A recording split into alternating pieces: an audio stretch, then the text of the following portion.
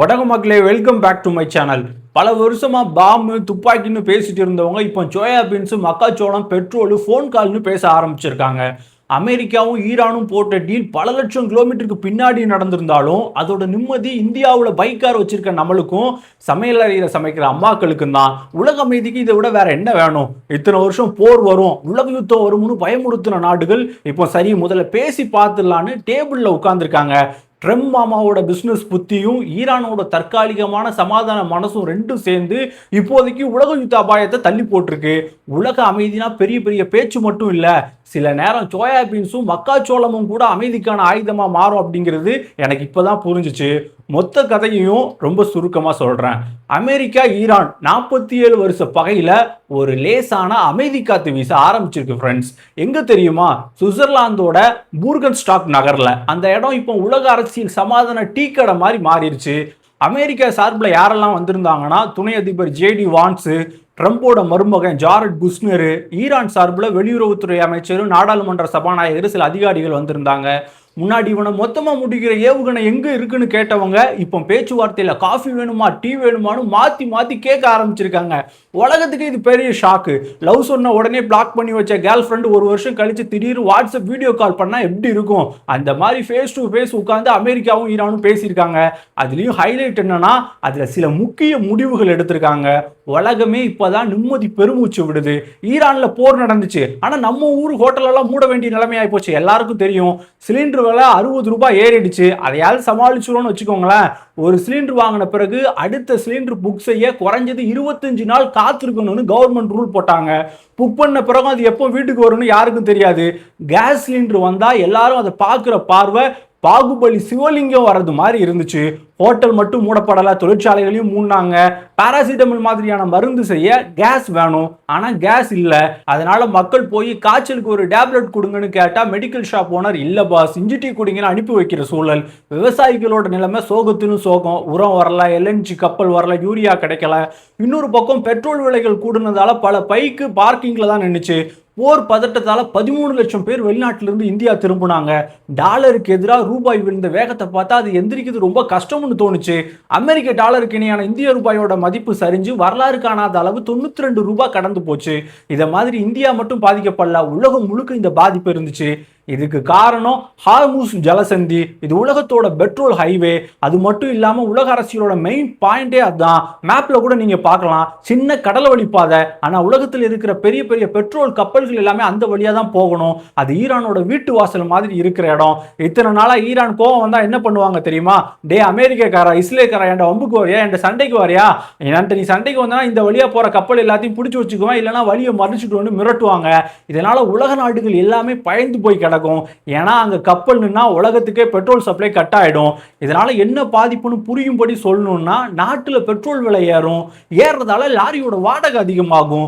அது அதிகமாகிறதால காய்கறி விலை அதிகமாகும். தக்காளி தங்க ரேட்டுக்கு வைக்கும். பொருளாதாரம் தன்னால புலம்ப ஆரம்பிச்சிடும். இது ஒரு சின்ன உதாரணம். இப்போ இதுக்கு தீர்வு வந்திருக்கு. இந்த பேச்சுவார்த்தைக்கு அப்புறம் இரு நாடுகளும் ஒரு சூப்பர் முடிவு எடுத்திருக்காங்க. அதுதான் நேரடி தகவல் தொடர்பு, டைரக்ட் ஹாட்லைன். முன்னாடி என்ன, ஒருத்தர் கப்பலை இன்னொருத்தர் பார்த்தாலா டே அட்டாக்கான்னு டென்ஷன் ஆயிடுவாங்க.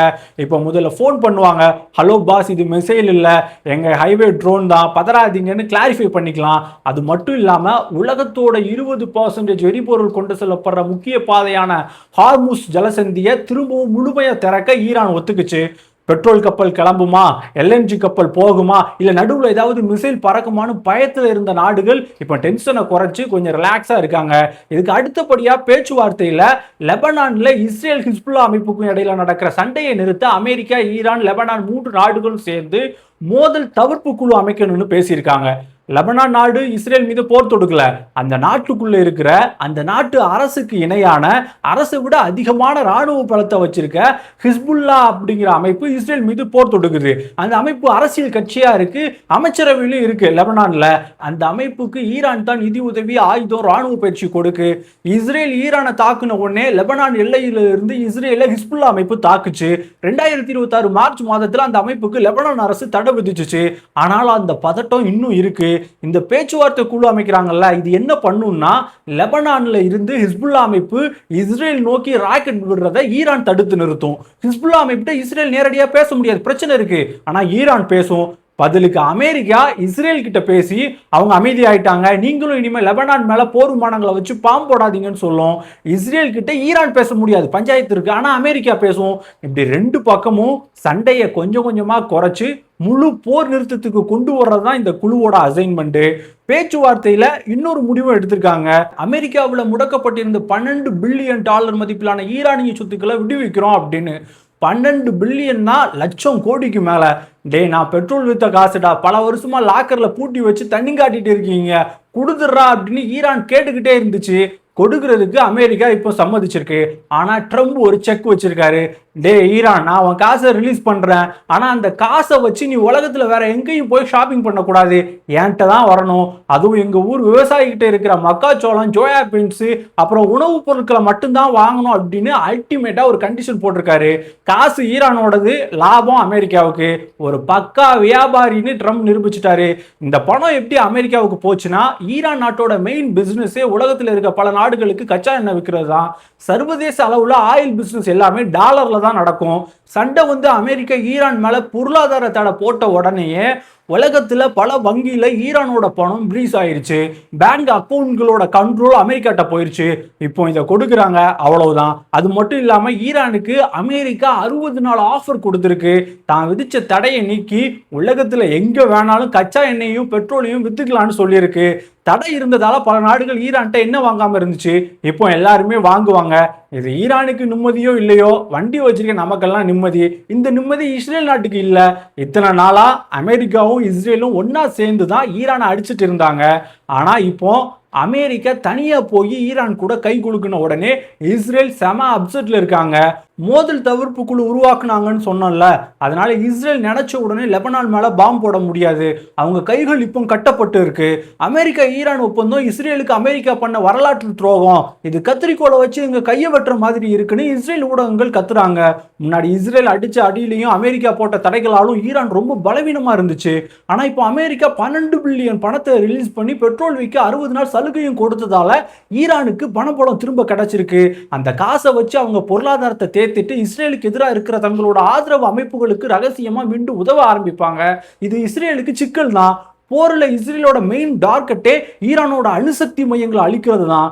ஆனா இப்போ பேச்சுவார்த்தையில ஈரான் தங்களோட அணுசக்தி மையங்களை ஐநா அதிகாரிகள் சோதனை செய்ய அனுமதிக்கணும்னு ட்ரம்ப் ஒத்துக்க வச்சிருக்காரு.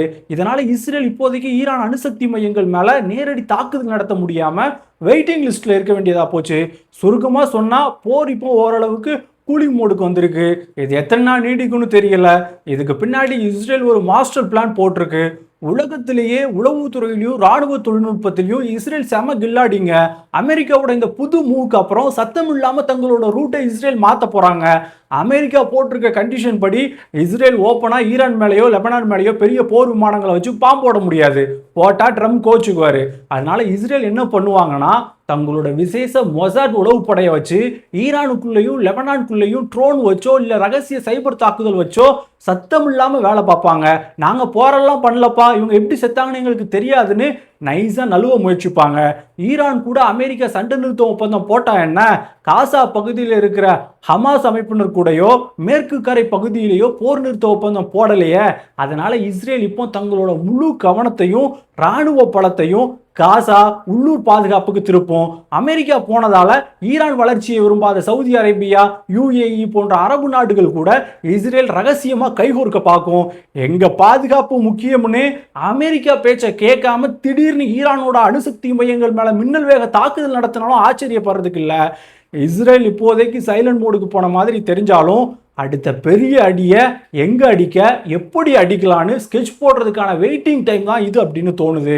அமெரிக்கா ஈரான் பேச்சுவார்த்தை உண்மையிலேயே அமைதிக்கான முதல் ஸ்டெப்பா இல்ல அடுத்த பெரிய அரசியல் கேமுக்கான இன்டர்வலா அப்படிங்கிறது வரப்போற நாட்கள்ல தான் தெரியும். இது பத்தி நீங்க என்ன நினைக்கிறீங்க அப்படிங்கிறத கமெண்ட்ல சொல்லுங்க.